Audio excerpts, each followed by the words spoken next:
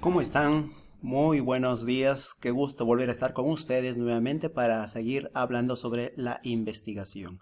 No olvides suscríbete a mi canal y también ponme un like para saber cuánto aprecias el aporte que te estoy haciendo.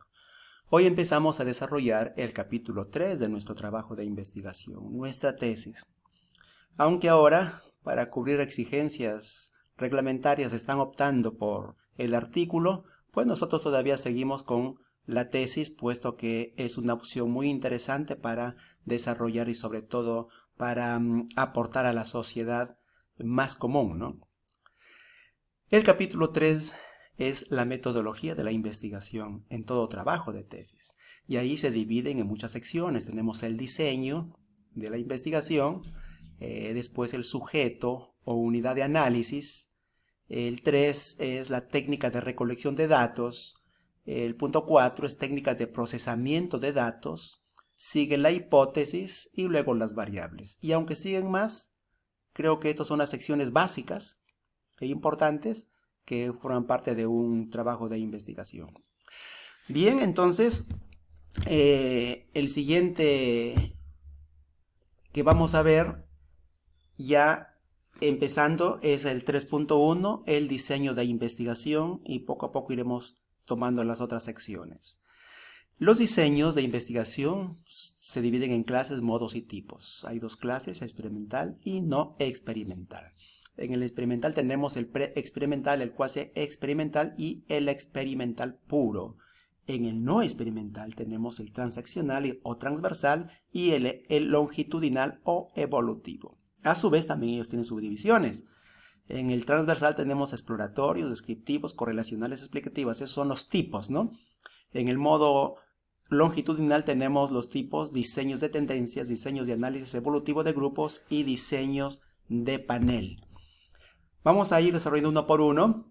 Miren, en este caso, el experimental y el no experimental. El experimental es un diseño que busca provocar un resultado a partir de la manipulación de una variable, ¿no? A quien se denomina independiente de quien se supone tiene una relación de causa sobre otra variable, o variables llamadas dependientes.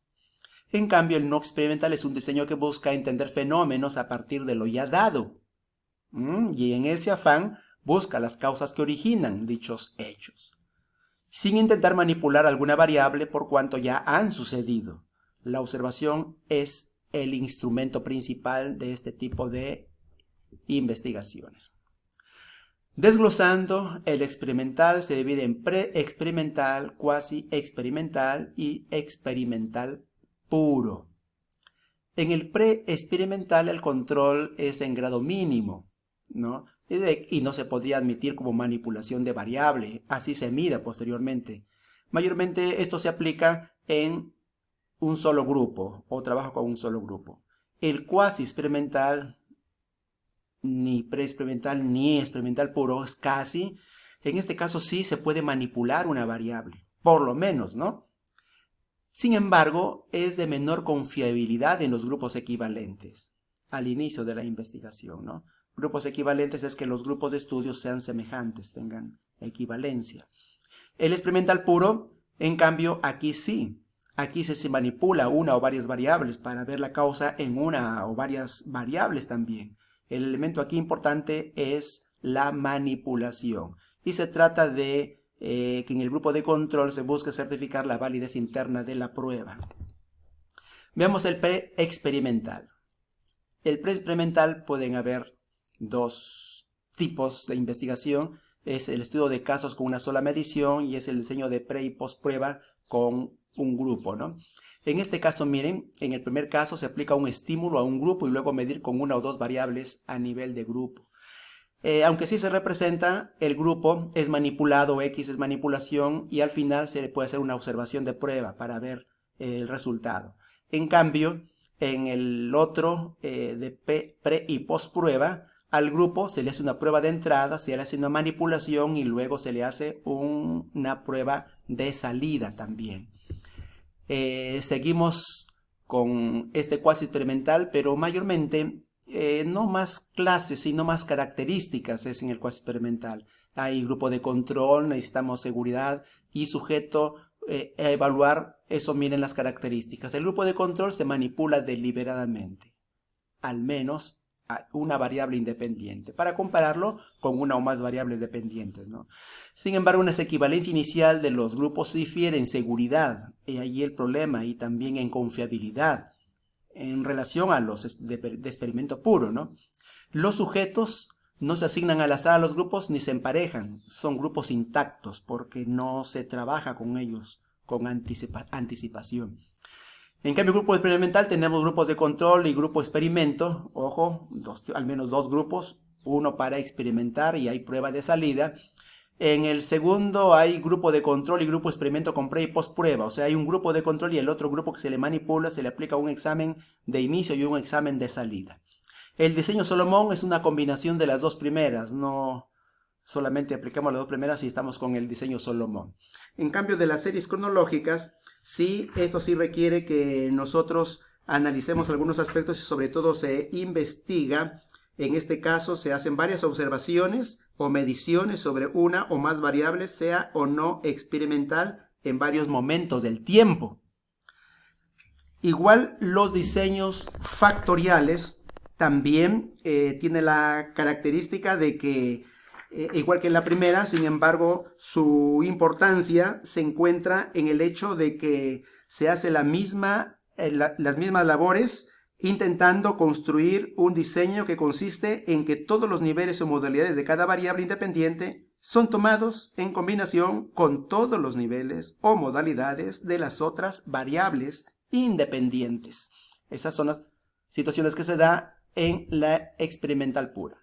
Las no experimentales son transversales o longitudinales. La transversal tiene la característica de ser seccional, se mide por periodos. En cambio, la longitudinal es horizontal, se hace una investigación por muchos periodos, ¿no?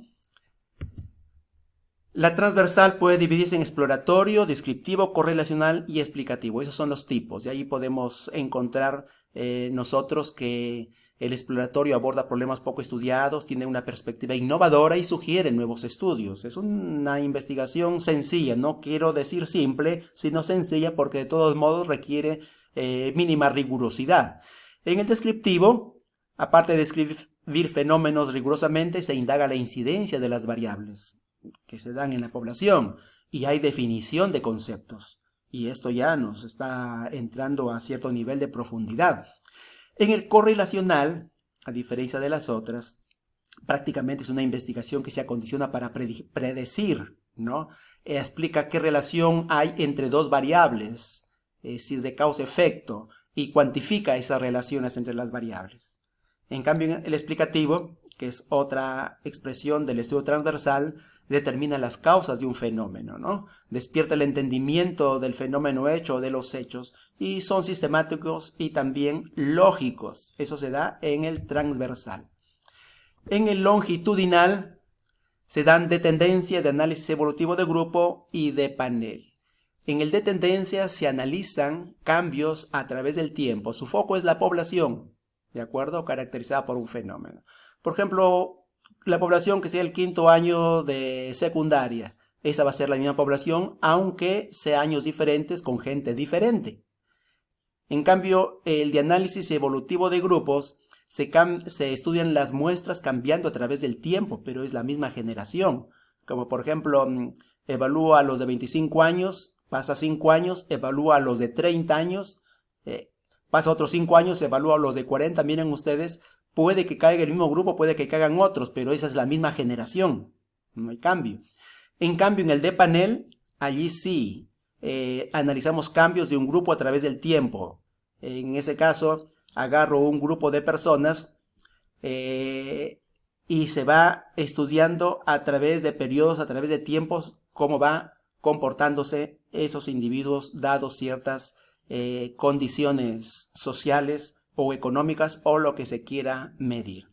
Bien, brevemente hemos tratado en forma muy teórica, muy sencilla, lo que son los diseños de investigación.